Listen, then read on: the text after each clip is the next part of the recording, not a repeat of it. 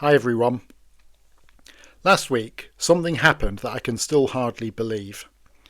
The Lizzie Gladwell Crisis has been raised in the Houses of Parliament. On Tuesday, 2nd of December 25, three leading experts, Professor Penny Cook, Professor Raja Mukherjee and Julie Fernie, addressed an all-party parliamentary group of MPs. I don't know Penny Cook personally, but Jane and I have met Professor Mukherjee because he leads the specialist NHS clinic in Surrey. He has advised the Department of Health and the World Health Organization on FASD. Significantly, he himself is the clinician who diagnosed Lizzie's FASD. Julie Fernie, CEO of FASD Hub Southwest and FASD Informed, has been a lifeline for Jane and me. Julie has offered guidance and encouragement and sent robust letters of support. These three experts spoke about the urgent need for better diagnosis, support and safeguarding. And in that room, in that moment, Lizzie's name was spoken. Lizzie's story was told. In Julie's speech, she spoke about the vulnerability of people with FASD, their developmental age, often half their chronological age, their lifelong susceptibility to coercion and exploitation. Julie focused on the human cost of doing nothing, describing several heartbreaking situations where the absence of recognition, diagnosis and support for FASD led to disastrous outcomes. And among those cases presented to MPs was the Lizzie Gladwell Crisis. Julie urged the MPs to act. Quote, "Too many children, young people and families have been failed, blamed and left to fight alone for support that should have been their right. It is time to put a stop to systems-generated trauma." Amen to that. The experts called for emergency response teams, for proper mental capacity assessments, for accountability when local authorities act unlawfully. They called for carers and parents to be heard, not dismissed, not blamed. I cannot tell you how astonishing it is to know that the case of our daughter, our precious, vulnerable Lizzie, was cited to MPs in Parliament. Lizzie, who loved Tracy Beaker, Mr. Bean and Keeping Up Appearances. Lizzie, who howled with laughter at Inspector Clouseau and Cato. Lizzie, who struggled so much academically, but could still sing every word of My Fair Lady, Annie, Oliver and Jesus Christ Superstar. Lizzie, who adored her doll's house, hid in the coat cupboard and loved our countryside latte walks.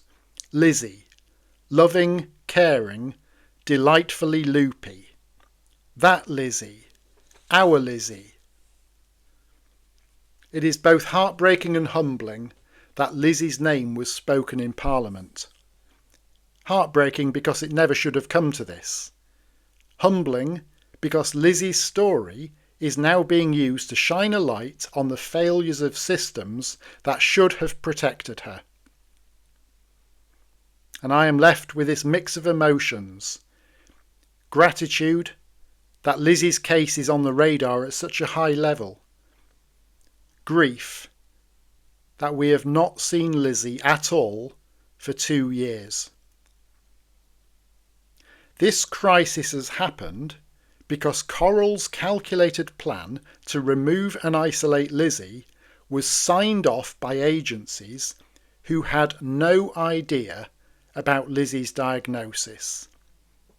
And shockingly, they still don't. So I repeat what I've said before, directly to Focus Adult Social Work. Please understand Lizzie's diagnosis.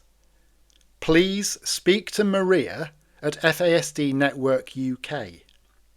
Please arrange proper FASD training for your team.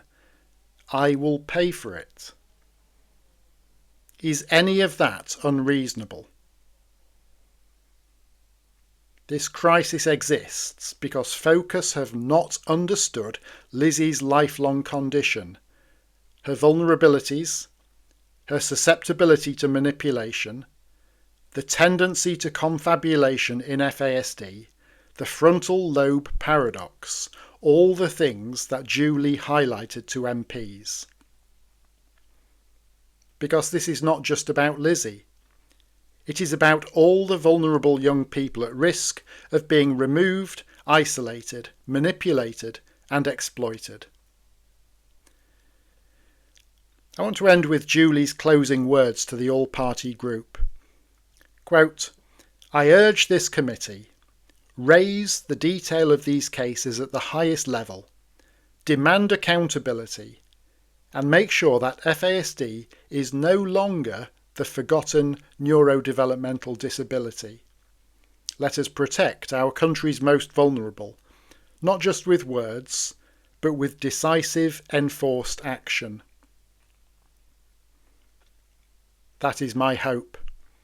That is my prayer.